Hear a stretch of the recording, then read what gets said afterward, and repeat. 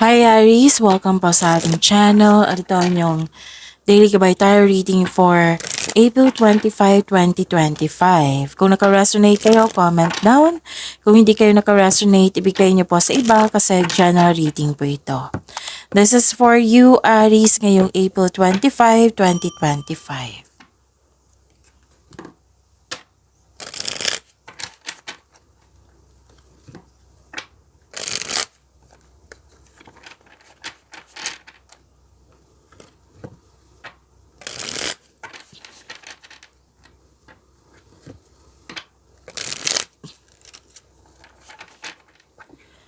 Para po ito sa inyo, Aries, ngayong April 25, 2025.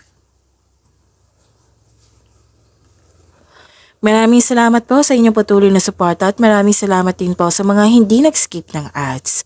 Gamitin ang reading na ito bilang gabay lamang sa mga hindi pa nag-subscribe. Subscribe na po kayo at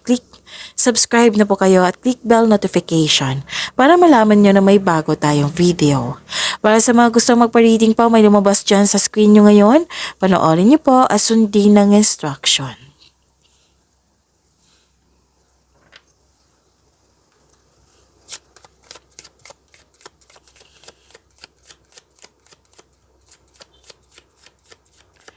Spirits Guide, mga ganap po para kay Aries ngayong April 25, 2025. I need 3 cards po.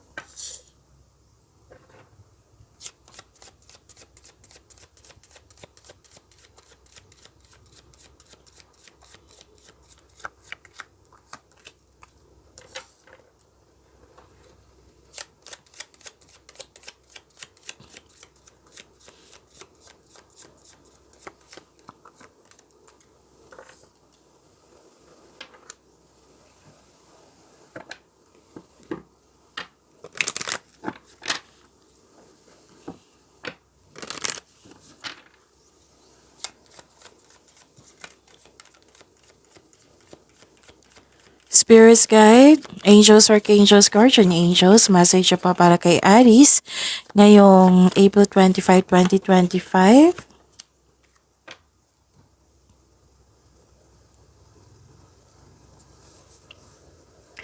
Ngayong April 25, 2025 para po kay Aries. Wow, prosperity. Claim niyo po. Pwedeng may parating na malaking pera or dumating na. Pwede din na okay. Pwede din na opportunity ito na magbibigay ng financial stability. Pwedeng maraming transaction or cash flow ito. Wow. So may nagbigay ng wisdom message sa iyo. Nang siyang dahilan na motivate kayo. Pwedeng elders to, parents, mentor. Makaka-receive kayo ng good news. This is change for the better. At may nakita ko ditong paglilipat or pag-move on or bibigyan mo ng aksyon yung matagal mo ng plano.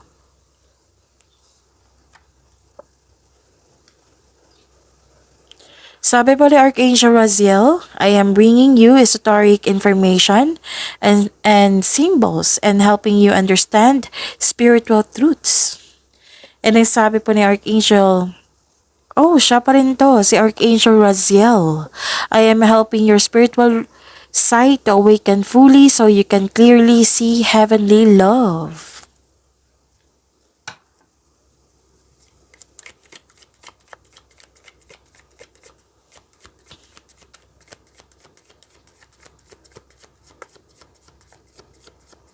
Spirits Guide, ano po yung energy ni Aries ngayong April 25, 2025?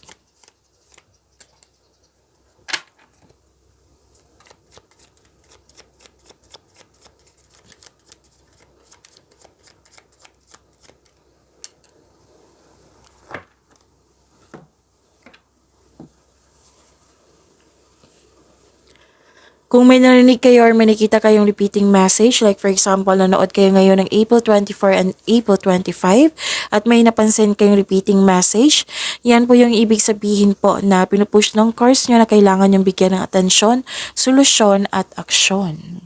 So ano yung energy ni Aries?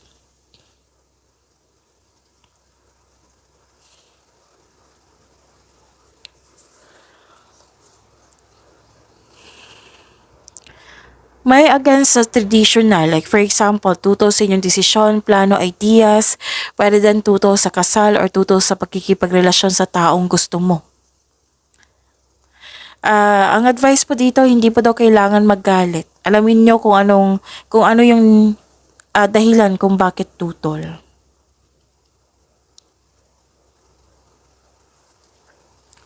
May nakita rin ako ditong, okay, may matatanggap kang mensahe, oh. Galing sa isang unexpected sources, ito yung nag-clarify na makaka-receive ka ng good news. May gustong mag-reach out sa'yo, gusto niyang humingi na sorry sa'yo. So, nag-clarify siya ha, may marireceive kayong good news. So, don't let your emotions get in the way.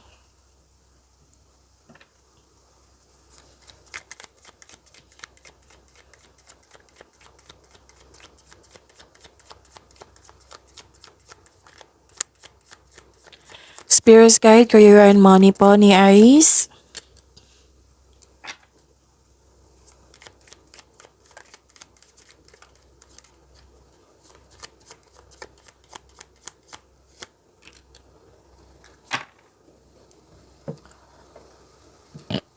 Excuse me, kailangan ko lang mag-burp.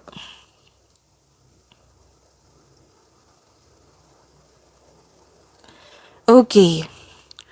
So, this is transformation. This is releasing. This is necessary change. So, yung changes na magkaganap, huwag kayo mag-alala kasi this is for the better. Kasi 'di ba sabi dito, change for the better. Andito po sa tarot cards nyo. May ganap na career change or paglilipat.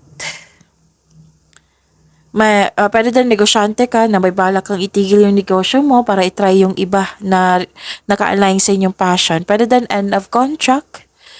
Sa kaperahan, this is a tough time pero huwag kayong mag-alala. Money matters will improve. So hold tight po, kapit lang po.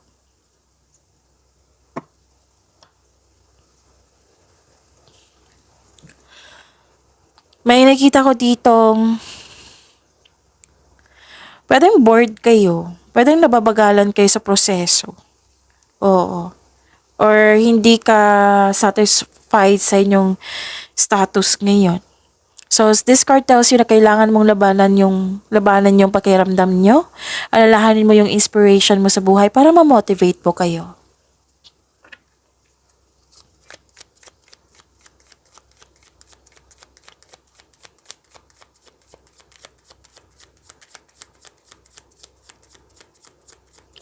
Spirits Guide, Love Life, Self-Love, Partnership, and Romance ni Aries ngayong April 25.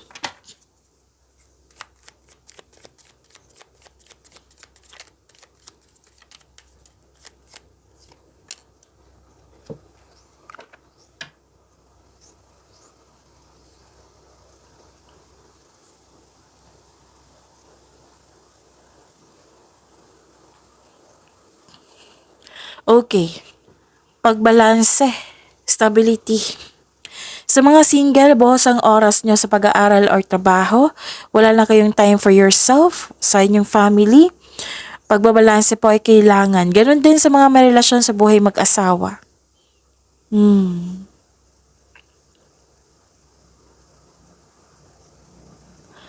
At may nakita rin ako ditong ma-overcome mo yung obstacles, challenges. Oo. Malalampasan mo rin ito. Pwede na burnout kayo. At saka, dalawang card kasi nagsabi dito, masyado kayong busy. Pwede sa pag-aaral, sa trabaho, sa kakaisip. So, dalawang card mismo nagsabi dito na mag-give time kayo sa inyong sarili para magpahinga, sa family din. So, maglaan ng maraming oras para sa pag-iibigan. Nakita ko dito na some of you breadwinner, kaya naubusan kayo ng oras.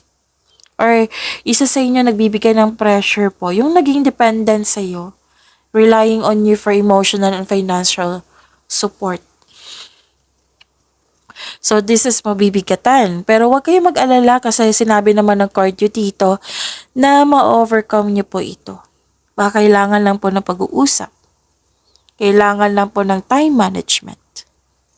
Pag-imanin nyo po yung blessings sa binigay sa inyo, Aries. See you tomorrow. Maraming salamat po.